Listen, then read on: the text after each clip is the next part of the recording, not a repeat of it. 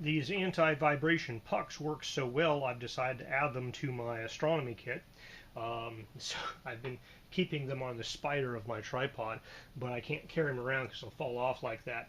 So I'm going to 3D print a container that'll hold these guys in place so I can carry my tripod out with them on it and then move them out to the bottom of the legs.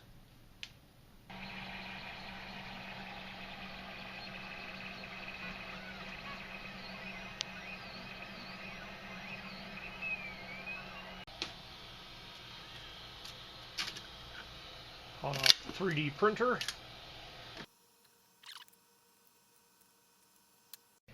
Alright, so this guy has a hole with a indentation for the head of the screw. So that fits right there. Holds these guys from falling out as I carry my telescope outside. And I can pull them out with these nice little finger gaps.